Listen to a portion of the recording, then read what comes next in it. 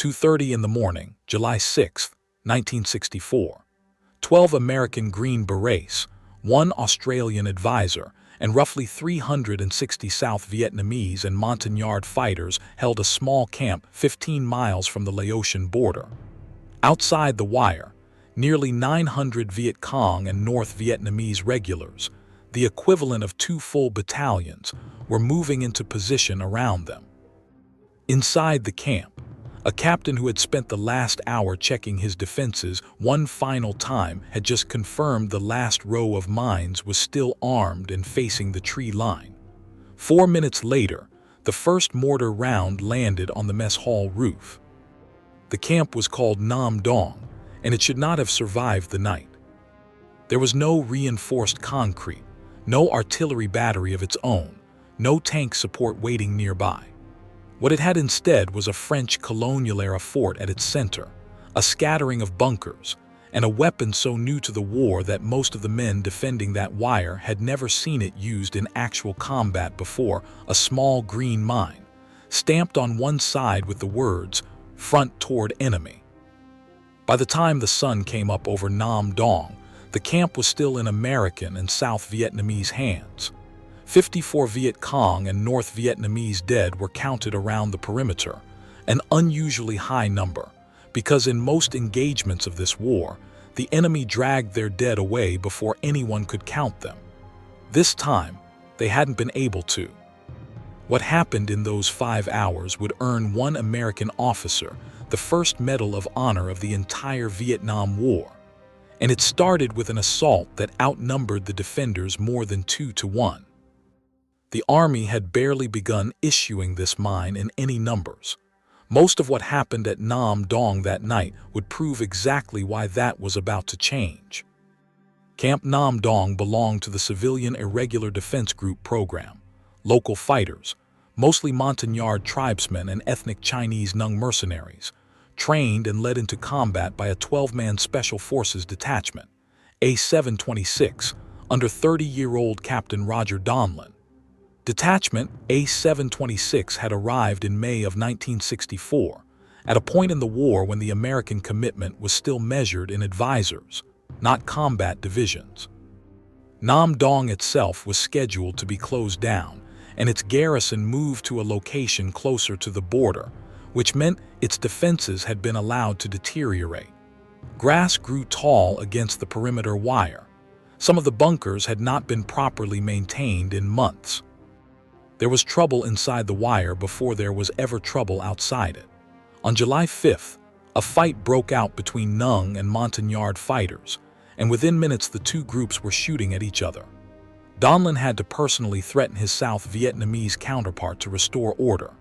That same day, word reached the camp that 2 nearby village chiefs had been executed by the Viet Cong, and a normally talkative local population had gone completely silent. Donlon didn't have a clear intelligence picture of what was coming. He didn't need one. He doubled the guard, stocked every fighting position with extra ammunition, and personally walked the perimeter after midnight to confirm the wire was uncut and the mines were in place. At 2:26 a.m. on July 6th, a 75 recoilless rifle and 4 mortars opened fire on the camp in a 15-minute bombardment. White phosphorus rounds set the thatched roofs ablaze. One of the first shells destroyed the radio shack, but not before the operator got a warning out. Donlon was walking toward the mess hall when the first round hit it directly, throwing him to the ground.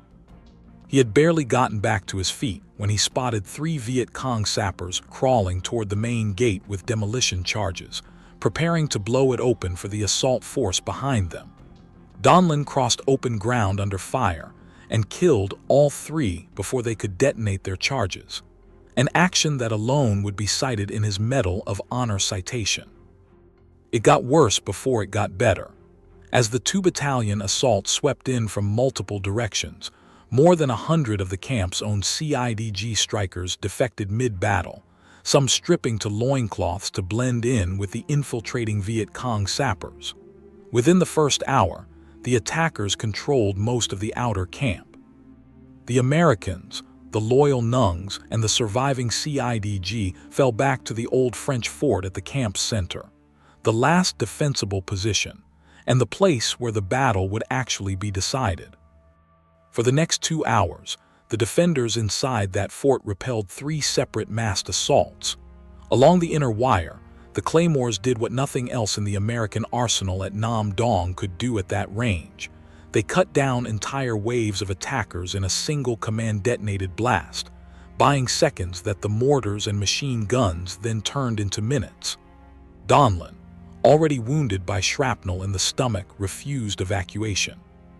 He crawled to a mortar pit where most of the crew had also been hit, redirected the survivors to safer ground, then crawled back under fire to help drag his wounded team's sergeant clear, taking a second wound to the shoulder in the process.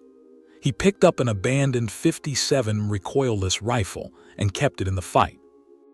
Then, wounded a third time by a grenade fragment to the leg, he crawled 175 meters to reach an 81 mortar position and personally directed fire to protect the camp's most threatened sector. At one point, the Viet Cong turned a loudspeaker on the fort and demanded surrender, promising to annihilate every man inside if the Americans didn't lay down their arms. The mortar section's answer was to put a round directly into the position the voice was coming from. The loudspeaker went silent. By 6:00 a.m., with daylight approaching and air support inbound, the North Vietnamese and Viet Cong assault began to break apart. The attackers who could still move began pulling back into the jungle, leaving their dead behind for the first time in a battle of this size. A detail that told American commanders something important about just how badly this attack had come apart in its final hour.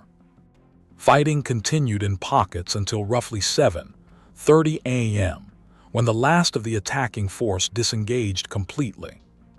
The cost was real. Master Sergeant Gabriel Alamo and Sergeant John Houston, 2 of Donlon's fellow Green Berets, were killed in the fighting. Warrant Officer Kevin Conway, the lone Australian advisor attached to the camp, was killed as well, becoming the first Australian serviceman to die in the Vietnam War. 57 South Vietnamese and Nung defenders were killed alongside them, with dozens more wounded. Roger Donlon himself was wounded 4 separate times before the sun came up, and never once left the fight. North Vietnamese and Viet Cong losses were severe enough, and their withdrawal disorganized enough, that American intelligence officers who examined the aftermath believed the identity and cohesion of the assault force had genuinely broken down before it could achieve its objective. Some analysts who reviewed the battle believed the attackers had been regular North Vietnamese troops operating in Viet Cong uniforms.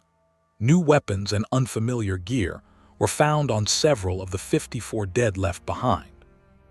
Hanoi's own accounts of the battle remained silent on the matter, and it has never been fully settled which force actually carried the assault. What is certain is that a plan built around overwhelming a small, poorly maintained outpost with a 2-battalion night assault, reinforced by mass defections engineered from inside the wire, still could not break 12 Green Berets, 60 Nungs, and a belt of claymore mines protecting the last defensible position in the camp. Was placing so much trust in locally recruited CIDG strikers, men who, in the end, defected by the hundreds in the middle of the fight, the fatal flaw in the entire program? Or did the battle prove the opposite, that a small enough corps of properly trained, properly equipped defenders could hold a position even when the rest of the plan fell apart around them? Veterans of the CIDG program have debated this for 6 decades. Tell us what you think. Roger Donlon recovered from his wounds and was presented the Medal of Honor by President Lyndon Johnson on December 5, 1964, the first awarded for action in the Vietnam War, and the first ever awarded to a member of the Army Special Forces. When Johnson tried to single him out at the ceremony, Donlon turned and pointed to the 8 surviving members of his team standing behind him. He stayed in the Army for a full career and retired as a colonel. He died in January of 2024, 6 decades after the night, A 15-minute mortar barrage tried to erase a camp that history had already scheduled for closure. The Claymore mine went on to become standard issue at nearly every American position in Vietnam within 2 years of that night. Nam Dong wasn't the battle that introduced it to the war. It was one of the first nights that proved what it could do when a 900-man assault ran straight into it.